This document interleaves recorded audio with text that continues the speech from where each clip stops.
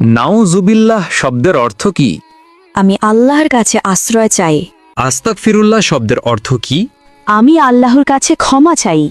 আল্লাহু আকবর শব্দের অর্থ কি? আল্লাহ মহান বা আল্লাহ সর্বশ্রেষ্ঠ। মাশাআল্লাহ শব্দের অর্থ কি? আল্লাহ যেমনটি চেয়েছেন। জাযাকাল্লাহ শব্দের অর্থ কি? আল্লাহ তাআলা আপনাকে উত্তম প্রতিদান দিন।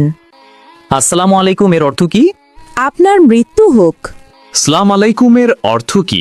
উটের নাড়ি ভুঁড়ি আপনার জন্য। সালাম আলাইকুম এর অর্থ কি? আপনার ওপর গজব পড়ুক। আসসালামু আলাইকুম এর অর্থ কি? আপনার ওপর আল্লাহর শান্তি বর্ষিত হোক। চৌধুরী শব্দের বাংলা অর্থ কি? 4 অঞ্চলের প্রধান। শিকদার শব্দের বাংলা অর্থ কি? জমিদারের সহকারী। খন্দকার শব্দের বাংলা অর্থ কি?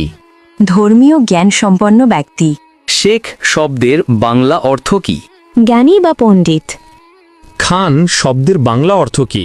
নেতা বা শাসক। মৃত্যুর পর শ্বাসযন্ত্র কতক্ষণ জীবিত থাকে? 4 ঘন্টা। মৃত্যুর পর মস্তিষ্ক কতক্ষণ জীবিত থাকে? 20 মিনিট। মৃত্যুর পর কিডনি কতক্ষণ জীবিত থাকে? 26 ঘন্টা। মৃত্যুর পর চুল কতক্ষণ জীবিত থাকে? 6 ঘন্টা। হজরত মুহাম্মদ সাল্লাল্লাহু আলাইহি ওয়াসাল্লাম এর কতজন সন্তান ছিল? 7 জন। জাকারিয়া আলাইহিসসালামের কতজন সন্তান ছিল? 4 জন। দাউদ আলাইহিসসালামের কতজন সন্তান ছিল? 4 জন। সুলাইমান আলাইহিসসালাম এর কতজন সন্তান ছিল? 4 জন। মানুষ মৃত্যুবরণের 40 দিন পর তার রুহু বাড়িতে আসে, এটি কেমন বিশ্বাস? প্রচলিত কুসংস্কার। মাজারে ও পীরের দরবারে সিজদা করার বিধান কি? হারাম। বান্দার কোন আমলে আল্লাহ তাআলা সবচেয়ে বেশি খুশি হয়? তওবা করা। একজন মুসলিমের ওপর সর্বপ্রথম ওয়াজিব কি? তাগুতকে অস্বীকার করা।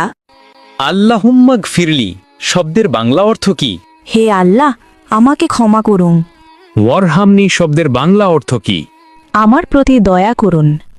ওয়াহদিনী শব্দের বাংলা অর্থ কি? আমাকে সঠিক পথ দেখান। ওয়া আফিনী শব্দের বাংলা অর্থ কি? আমাকে সুস্থতা দান করুন। ওয়ারজুগনি শব্দের বাংলা অর্থ কি? আমাকে রিজিক দান করুন। আল্লাহুম্মা গফিরলি শব্দের বাংলা অর্থ কি?